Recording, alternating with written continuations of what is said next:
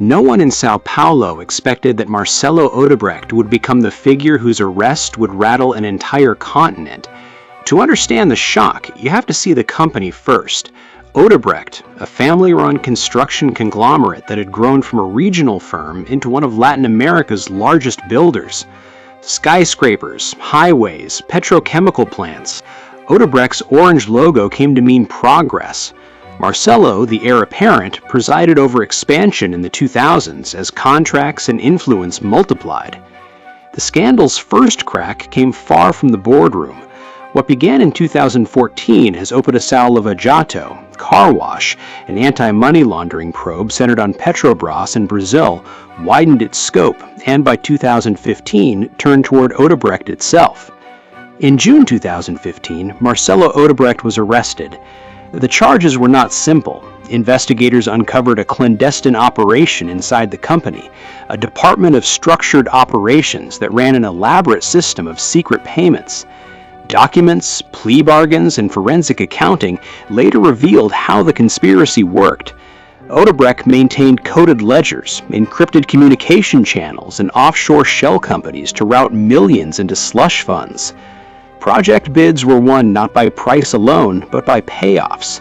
Politicians, party coffers, and intermediaries received hidden sums in exchange for lucrative public contracts.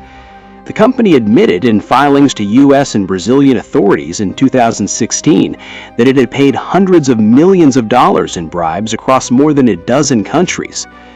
The fallout played out like a political earthquake across South America. In Peru, the worst tremors toppled presidents. Allegations tied Odebrecht to payoffs for the interoceanic highway. Prosecutors alleged Alejandro Toledo accepted millions to secure the deal, and he later faced an extradition fight from the United States. Former President Ollanta Humala was jailed and then released as investigations progressed. Pedro Pablo Kuczynski resigned in 2018 under pressure from revelations of ties with Odebrecht-linked payments. And in a heartbreaking climax on April 17, 2019, former President Alan Garcia shot himself as police arrived to carry out an arrest warrant linked to the scandal, a dramatic, fatal moment that underscored how deep the rot had gone. Brazil's own institutions were shaken. What began as a probe into state oil company contracts exposed a network of private contractors, money launderers, and political brokers. Odebrecht negotiated leniency deals with prosecutors, and later the company and its petrochemical unit agreed to multi-billion-dollar settlements with authorities in the United States, Switzerland, and Brazil, an unprecedented corporate admission of wrongdoing across borders. But the story isn't just of fines and courtrooms. It's a study in how modern corruption can be structural, institutionalized, systematized, and almost corporate in its efficiency. Executives train teams to manage illicit payments as they would a supply chain. The bribery apparatus used global banking corridors and shell corporations to hide trails, and the consequences were both political and personal. Ruined careers, courts overflowing with cases, and societies forced to ask who really decides public priorities. The conspiracy's exposure also produced reform pressure. Journalists, prosecutors, and citizens in several countries demanded transparency. New anti-corruption measures and cross-border cooperation followed. Yet many prosecutions remain ongoing or contested.